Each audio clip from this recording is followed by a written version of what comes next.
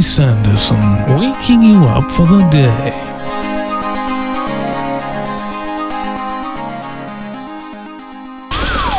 Busters.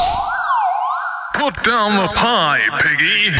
Lay off the chocolate, chubby chops. Busters. Alright, to go along with our Weight Watchers special feature here, where I'm attempting to disperse some of my girth by trying a different fad diet each month, today's talking point is all about the various surgical techniques for dealing with the fat, tummy tucks, liposuctions, that type of thing. And joining us on the line now is Freddie Baker, who has recently refused a gastric bypass. That's right, Dougie. They flat out refused us. Even though I could be weeks away from dying, I guess I'm not cost effective. Well, as I understand the Health Trust's ruling, they claim you're refusing to change your lifestyle habits. That's not true, Dougie. I've cooperated 100% with them. It says here you refuse to give up smoking. I'm cutting down on food. I'm trying to take exercise. What more do they want? I've dropped the receiver, Dougie. Oh dear, sounds like Freddie's in a wee spot of bother there. Let's just see if he can manage to pick that receiver up. Just give him a few more seconds there. Obviously, finds it difficult to manoeuvre himself, being on the large side. Rather like an articulated lorry. Once he's in one position, takes a while to readjust there. That's it. I've got it, Dougie. It's just about creased me. Take your time there, Freddie. From our notes here, it says that you haven't left your house in over 4 years. That's right, Dougie. My legs are shot to fuck. Knee joints are next to useless. Just watch your language there, Freddie. Oh, sorry, Dougie. Apologies for that, listeners. Look, Freddie, let's lay our cards on the table here. I don't wish to appear callous, but I can see the Health Trust's point of view. To put it bluntly, and let's not beat around the bush, by all accounts, the prognosis is none too clever, whichever way you slice it. You've got to be realistic about these things. You probably wouldn't even get through the general anaesthetic, let alone a major procedure. Oh, thanks a bunch, you fucking prick. I think we better terminate that call there. Many apologies for Freddie's rather incautious language there. Obviously touched a bit of a nerve there, I think. As I say, many apologies for that four-letter outburst. Apparently his lack of self-control extends to his wayward vocabulary. As I say, once again, many apologies for that. Busters. Put down the pie, piggy. Lay off the chocolate, chubby chops. Busters.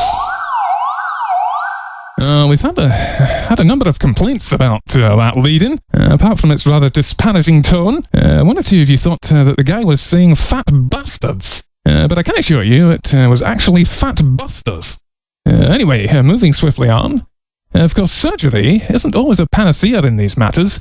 We've had a response in from Tony Cleves with an absolute horror story concerning his wife. So we've got him on the line. Good morning, Tony. Just keep an eye on it, that's all I'm saying. Stop making such a fuss. Shut the door. Oh, hello, Tony. You're on the air, Tony. Oh, sorry about that, Dougie. I understand you've got quite a story to tell us. That's right, Dougie. My wife, she's recently had one of those gastric bands fitted. And I've got to say, it's making our lives an absolute misery. Oh, I'm sorry to hear that, Tony. Everything was hunky-dory for the first few weeks, but her appetite's come back with a vengeance. And of course, she's not got the stomach capacity anymore. It just goes straight through her. She can't keep nothing down. We have to have a bucket at the side of the table. I can't be in the same room with her when she's eating. It turns my stomach. As I understand it, Tony, that is the way a gastric band works, of course. By physically restricting your intake of food? I understand that, Dougie. But she can't manage more than a few spoonfuls. That can't be right, surely. He's obviously made the band far too tight. It's ridiculous. He's made a right hash of her midriff. It's a shocking mess. She looks like she's been in a car crash. You should see it, Dougie. Her whole midsection dips in and out like an egg timer. I've never seen nothing like it. I'm sure it's not supposed to look like that. She says she feels like a freak of nature. I said, you're not What a freak of nature. Stop being so silly. She won't go out anymore. I says put one of your baggy tunic tops on, cover it up, but she won't have it. I'm at my wit's end. I don't know where to turn. And she's become very, very moody. I'm walking on eggshells all the time. She's biting my head off every 5 minutes. I don't know where to put myself. You could cut the atmosphere with a knife. It's put a great strain on our marriage. And I tell you who I blame. That bloody Fern Britton. My wife had never even heard of gastric bands until she started flapping her gums about it. She's seen her on the telly. Oh, she's dropped the weight. She looks happy. She's beaming. I want to be like that. I'll have the same thing she's had. I said, you're fine as you are. Don't talk so daft. But she became absolutely obsessed with it, Dougie. She'd talk of nothing else 24/7. On about this gastric bypass business. I was sick of hearing about it. She nearly sent me crackers. I should just say, I don't wish to break your flow, Tony, but I think you did mean to say Fern Britton. I beg your pardon? Just saying, I think you meant to say Fern Britton. That's what I said, Fern Britton. No, you actually said Fern Britton. Fern Britton? That's right, Fern Britton. Why would I say Fern Britton? She's not got a gastric band. There's nothing of her. She's like a twig. Nevertheless, you did say Fern Britton. I just thought I'd set you straight. You sure I said Fern Britton? Yep, you definitely said Fern Britton. I heard it quite distinctly, and I thought, I'm sure he doesn't mean Fern Britton. I fancy that. Fern Britton. That's the wrong Fern altogether. I feel such a fool. I don't know what made me think of her. I don't usually make slips like that. I'm normally on the ball with that sort of thing. Got a photographic memory. Not on for it. It's totally out of character. Well, it happens to the best of us, Tony. I shouldn't worry about it too much. My broadcasting career is littered with such gaffes. Anyway, I meant Fern Britton. I can't stand the woman. Every time she comes on with that soppy great grin, I think she's laughing at me. I get quite agitated. I want to smash the screen in. I have to switch it off. I've had one of my pills. My wife thought she'd be beaming like Fern, but I very much doubt if she'll ever smile again. I have to say, I think you're being a wee bit unfair there, Tony. I don't think you can lay the blame at Fern Britton's door. You should direct your ire towards the surgeons, who have obviously bungled the procedure in some way. It's not that simple, Dougie. You see, we had it done abroad. We combined the trip with a cheap package holiday. A few weeks in the sun. I thought she'd be able to relax as she was recovering. She found a surgeon on the internet. We never even saw his face. He came into the room with a surgical mask on, frightened the life out of me. You shouldn't sneak up on people like that. He should know that, being a doctor. Nearly gave me a heart attack. I was shaking like a leaf. He mumbled something to us, but I couldn't make head and tail of it. Spent 5 minutes drawing little wavy lines all over her tummy with a green felt-tip pen.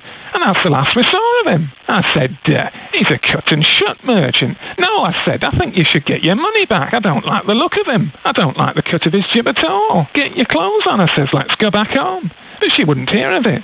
She's a very stubborn woman. She stood her ground. And now look at the mess we're in. I wish I'd put my foot down. I should have put my foot down. I'm too soft, that's my trouble. And now she's having all sorts of complications. It's horrendous.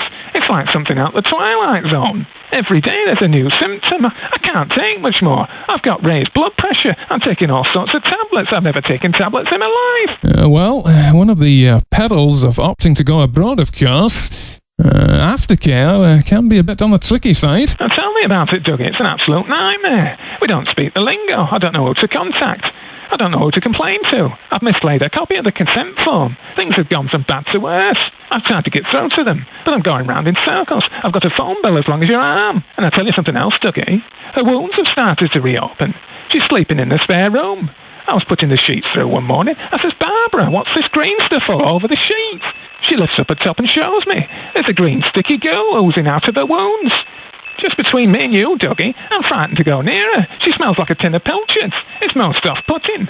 There's no two ways about it. It's ruined our lives. Well, I don't like the sounds of that, Tony. I think you might want to get that looked at by a medical professional.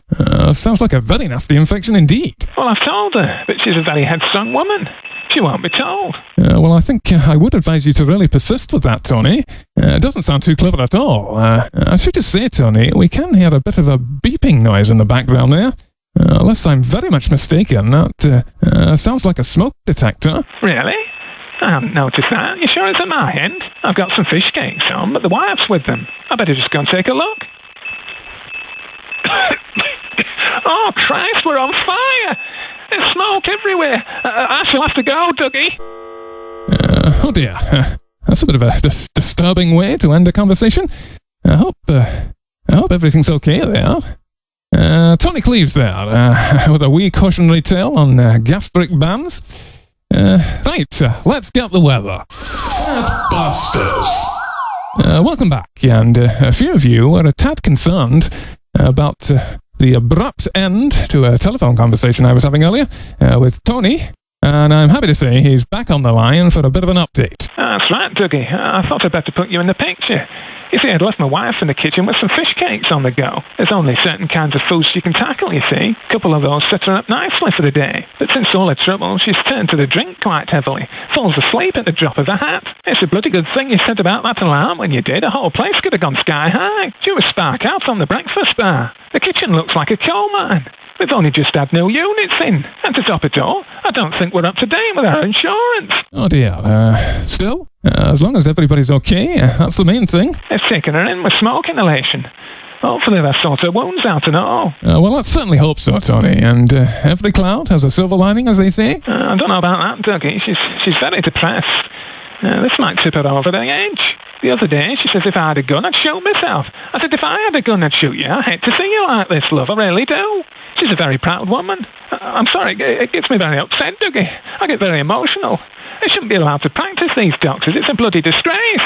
They've left my wife a complete nervous wreck, ruined her body. I'm not even sure if he was a doctor. He could have been the local butcher for all I know. And the so-called clinic looked like something out of a time warp. All the letters I've sent have come back. It's most peculiar. Let's just hope she gets the appropriate medical attention and things end happily. Oh, thank you very much, Dougie. I've always liked your show, you know, despite what the critics say. I think it's marvellous. It's nice to have somebody to talk to, get things off my chest. Most therapeutic. Glad to help, Tony. And as I say, I hope it all sorts itself out. Oh, so do I, Dougie. So do I.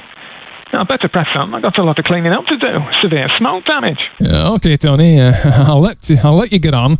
Right, Tony Cleves there. Well, that just about wraps things up for this morning. Once again, many apologies for some foul language heard earlier from one of our callers. If you're listening, Freddie, I really don't think that special program we were planning is going to happen anytime soon. You really shot yourself in the foot there. We were going to do a wee bit of a documentary highlighting the problems of obesity. That's not now going to happen. Or at least not with you as a subject, Freddie. Far too volatile. Anyway, time for a spot of doom and gloom. Here's the news. Dougie Sanderson.